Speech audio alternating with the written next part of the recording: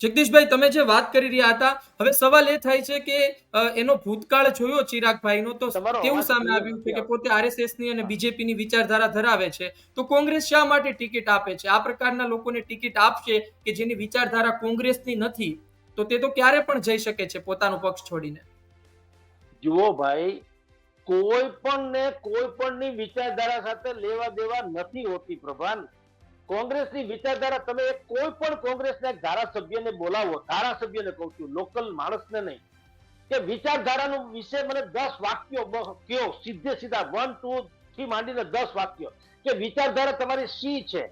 તમે કલ્પના કરો, કોંગ્રેસની વિચારધારા જે ગાંધીવાદીની વાત કરી રહ્યા છે, તમે મને એક પણ અત્યારે જે 16 બચ્યા છે એ કહું છું, હો, ગુજરાતમાં 16 ધારાસભ્ય બચ્યા છે, એમાંથી એક પણ ધારાસભ્ય મને બતાવો જે ગાંધીજીની જેમ કોથળી પહેરેલા હોય, ઉઘાડે બદન હોય, હાથમાં લાકડી હોય, પગમાં ચાકડી હોય, સાબરમતી જેવો આશ્રમ જેવી ઝૂંપડીમાં રહેતા હોય, મને બતાવો, એટલે હું એમ માનીશ કે આ વિચારધારાને વરેલા લોકો છે. એવી જ રીતે ભારતીય જનતા પાર્ટીમાં પણ કહું છું, રાષ્ટ્ર પ્રથમ, રાષ્ટ્ર પ્રથમ, રાષ્ટ્ર પ્રથમ એમ કઈ ચોક્કસ રહ્યા છે, પરંતુ મને બતાવો એક પણ ધારાસભ્ય બતાવો જે રાષ્ટ્ર માટે ખપા થઈ ગયો હોય અને 150-200 કરોડ રૂપિયાના આસામી હોય ને અત્યારે ભૂખ ભેગા થઈ ગયા હોય, મને બતાવો. એને બદલે ઉલટું ચિત્ર છે, એ આપણે જાણીએ છીએ કે જેની પાસે કાલે ખાવાના હા હતા એ અત્યારે લાખો કરોડો રૂપિયામાં આલોટી રહ્યા છે.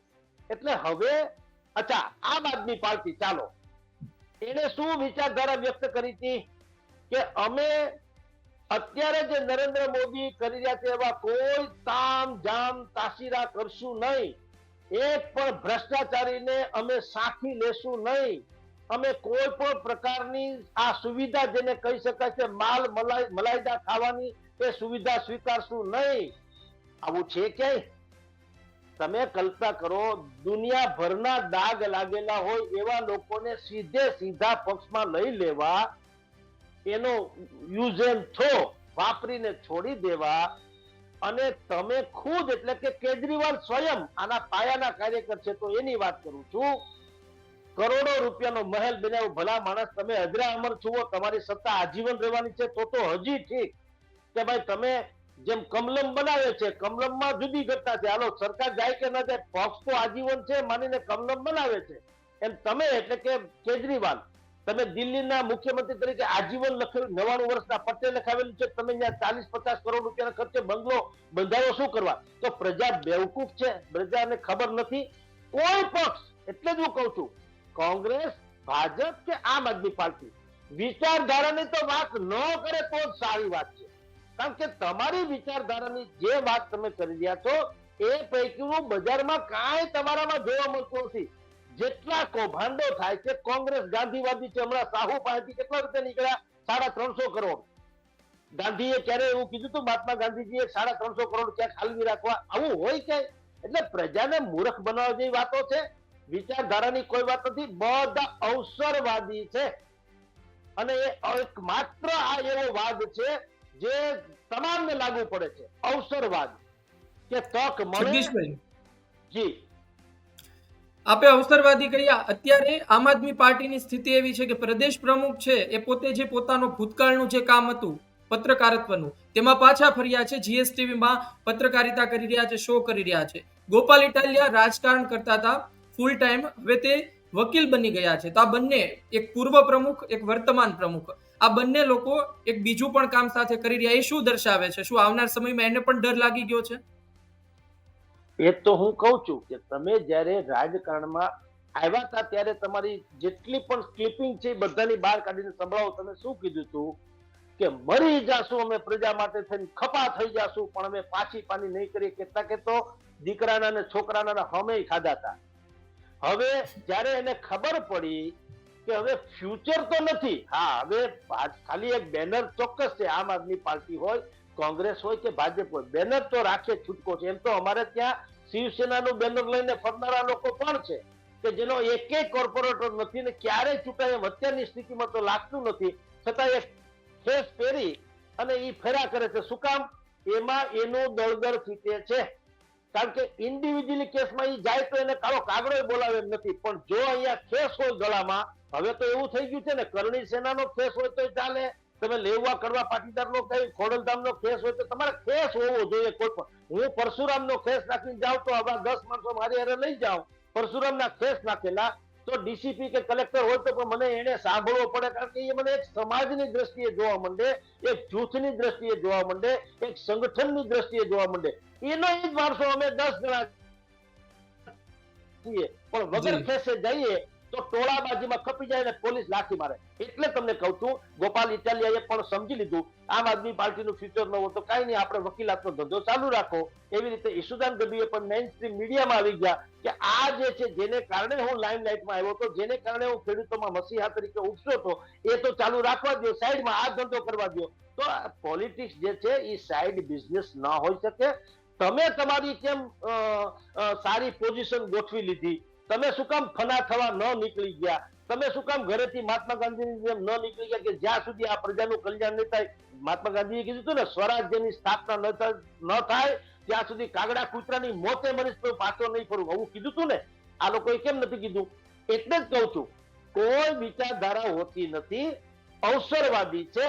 તક મળે ત્યારે લડી લેવું, તક ના મળે ત્યારે પોતીકું ગોઠવી લેવું, પ્રજાનું જે થવું હોય થાય. પછી રૂપાળા ભાષણો, રૂપાળા સ્લોગનો, રૂપાળી વાતો ભલે કરે, પણ ધરાતલ વાત તો એ જ છે કે તમે, એટલે કે દાખલા તરીકે આમ આદમી પાર્ટી વિધાનસભાની ચૂંટણી પછી મને બતાવો જેટલા વિધાનસભાની ચૂંટણી પહેલા કેજરીવાલના રોડ શો થયા, જાહેર રેલી થઈ, ઈસુદાનની થઈ, ગોપાલ ઇટાલિયાની થઈ, પાટીદારોની થઈ અને અનેક મુદ્દે થઈ.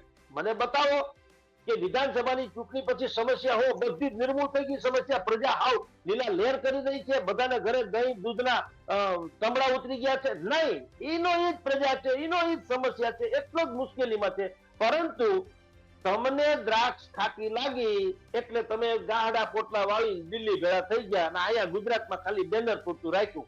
તો ભલા માણસ, જનતાને બેવકૂફ સમજનારા માણસોનું ભૂતકો અસ્તિત્વ જ ન હોવું જોઈએ. શું કામ હોય? અને એ જ એના કારણે અત્યારે આ જ હાલત થઈ છે આમ આદમીની કયો કે કોંગ્રેસ જેવી પાર્ટી. આમ આદમી તો ખેર કે બિચારી હજી ગઈકાલની આવેલી, કોંગ્રેસ 100-150 વર્ષ જૂની પાર્ટી, પણ તમે કેવળ ને કેવળ કિચન કેબિનેટની જેમ પેલેસ પોલિટિક્સ કર્યા રાખો.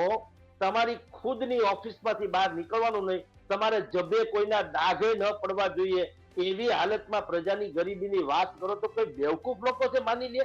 એના માટે પસીનો રેડવો પડે, એના માટે જનતાની માટે થઈને તમારે આંદોલન, ઉપવાસથી માંડીને પોલીસના લાઠીચાર્જથી બધું ખાવું પડે અને જનતાની વચ્ચે સતત રહેવું પડે. તમે તો શિકાર કરવા જેમ સિંહ બોર્ડમાંથી બહાર નીકળે, શિકાર કરીને અંદર 3 દી હૂતો રહીએ, એવી રીતે ત્યારે તમે નીકળો તો કોણ તમને શું કામ મત આપે? એટલે અત્યારે જેટલા પક્ષ પલટા થઈ રહ્યા છે, તમે કલ્પના કરો પ્રજા કેટલી વિમુખ હશે. પક્ષ પલટો કરે છતાં કોઈ માણસ એના વિશે ચર્ચા કરવા ખુશી નથી. નહીં તો આંદોલન ન ફાટી નીકળવું જોઈએ, હાહાકાર ન મચી જવો જોઈએ. અમે મત તમને આપો તો તમે બીજા પક્ષમાં શું કામ? કોઈને પડી જ નથી. બધાને ખબર છે કે તમારે કારણે અમારું કોઈ ભલું થવાનું નથી. ધારાસભ્યની પણ એક મર્યાદા હોય છે, સરકારની પણ એક મર્યાદા હોય છે. કોઈ તમને હોનાના નળિયા કે ચાંદીના ઘૂઘરા બંધાવી દેતા નથી, એ બધાને ખબર પડી ગઈ છે. આપણો માણસ હોય તો થોડોક એને ખભે હાથ મૂકી કહી શકાય. એટલે અત્યારે છે, એટલે ક્યારેય કરતા ક્યારેય વિચારધારાની વાત તો હવે ભવિષ્યમાં એ લોકો ન કરે એમ જ એમાં એનું હિત પણ છે. જગદીશભાઈ, વાત એ પણ છે કે શક્તિસિંહ જ્યારે પ્રમુખ બન્યા, મોટી જવાબદારી હતી. શરૂઆતમાં આમ આદમી પાર્ટીના કાર્યકર્તાઓ નાના કાર્યકર્તાઓને જોડે છે, બીજેપીના અમુક સહકારી ક્ષેત્રના લોકોને જોડે છે. ત્યારબાદ એવું કહેવાતું હતું કે કોંગ્રેસ હવે મજબૂત થઈ રહી છે. આ તમામ વચ્ચે હવે રાજીનામું આપી દે છે. તો શક્તિસિંહ માટે પડકાર શું, ને શક્તિસિંહ શું પોતે પ્રમુખ બન્યા છે એ જવાબદારીમાં હવે પોતે નિષ્ફળ સાબિત થઈ રહ્યા છે? જુઓ, કોંગ્રેસમાં છે ને ભાઈ, સ્થિતિ શું હોય છે, પિંજરામાં ધામધૂમ. તમે સિંહને છૂટો મૂકો તો એની તાકાતની ખબર પડે. પિંજરામાં મૂકો પછી સિંહ ભલે સિંહ જ છે, પણ છે તો પિંજરામાં. એટલે દર્શક જે જોવા આવે ને, ટુરિસ્ટ હોય કે દર્શક હોય કે પ્રાણી સંગ્રહાલયમાં જોનારા છોકરા, એ આમ ફળી કરતા જાય, કારણ કે છે પિંજરામાં સિંહ. શક્તિસિંહ જયારે આવ્યા ત્યારે કોંગ્રેસમાં થોડીક ચેતના જાગી હતી. એટલા માટે જાગી હતી કે શક્તિસિંહ પોતે એ કોઈ ગ્રુપના નથી, એનું કોઈ ગ્રુપ નથી. શક્તિસિંહ પોતે કોંગ્રેસને વરેલા છે, કોંગ્રેસ એના માટે છે ને જૂથ છે ને એ કોંગ્રેસ માટે છે. That's all. શક્તિસિંહનું ફલાણું ગ્રુપ ને શક્તિસિંહનું જૂથ નહીં, પરંતુ એને જે ફ્રી હેન્ડ મળવો જોઈએ એ એક તો ફ્રી હેન્ડ ઉપરથી ક્યારેય મળતો જ નથી, નંબર 1. નંબર 2 કે જે કેટલીક વાત એને છૂટ મળી છે એમાં એને 52 પત્તાનો ગંજીપો જે કોંગ્રેસનો જૂનો ને જાણીતો છે એને જ ચીપવાના છે, ગંજીપાને. એટલે ઉપર નીચે થાય પાના, બીજું કશું જ નહીં. અત્યારે એને તમામ જિલ્લાની જવાબદારી ધારાસભ્ય કક્ષાના લોકોને સોંપી છે, પરંતુ કેવા લોકોને? જે પોતાની બેઠક પણ સંભાળી શક્યા નથી. તો તમે કલ્પના કરો, શક્તિસિંહે ખરેખર જ્યારે આવ્યા અને એની ન્યુટ્રલ એની જે શાખ છે, ન્યુટ્રલ, એ કોઈ જૂથના નહીં, એનું કોઈ જૂથ નહીં, એવી રીતે એણે સમૂચા રાજ્યમાં પ્રવાસ કરીને શ્રેષ્ઠતમ નાગરિકો જે છે, સહકારી ક્ષેત્ર સાથે સંકળાયેલા હોય, જાહેર જીવન સાથે સંકળાયેલા હોય, રાજકારણમાં હોય, નિષ્કલંક હોય અને પ્રગતિશીલ વિચારધારા ધરાવતા હોય એવા લોકોને ક્યાંક શોધી કાઢવીને 5-10 જગ્યાએ આઇકોનિક રીતે બેસાડવાની જરૂર હતી. હવે એ તો એને કર્યું નથી. જૂના ને જાણીતા ચહેરા જે હતા એને ગંજીપો તો પીલીને મેં તમને કીધું તેમ એક બાટ મારા હાથમાં એક બાટ તમારા હાથમાં એમ વળી પાછા છગનભાઈને આયા ને મગનભાઈને અહીં મૂકી દે તો પ્રજાને શું ફેર પડે? જનતા તો તમે વિચાર કરો, અત્યારે કોણ કેટલી છીક ખાય છે એ પણ અહીંયા આપણને ખબર પડી જતી હોય કે ટ્રમ્પની કે જો બાઇડનને રસાલાને અકસ્માત થયો એ અહીંયા ગોંડલ સુધી કે જાફરાબાદ સુધી કે જુનાગઢ સુધી વિથિન સેકન્ડ ખબર પડી જતી હોય, તો તમે આવું બધું કઈ ફેબ્રિકેટેડ કરો? જનતા મૂર્ખ છે. એટલે કહું છું કોઈ ફરક નહીં. અલબત્તા જો આવીને આવી પરિસ્થિતિ રહેશે તો ભારતીય જનતા પાર્ટીને દોડવું હશે ને ઢાળ મળી જશે, અને લોકતંત્ર માટે આનાથી વધારે ખતરનાક સ્થિતિ કોઈ ન હોઈ શકે.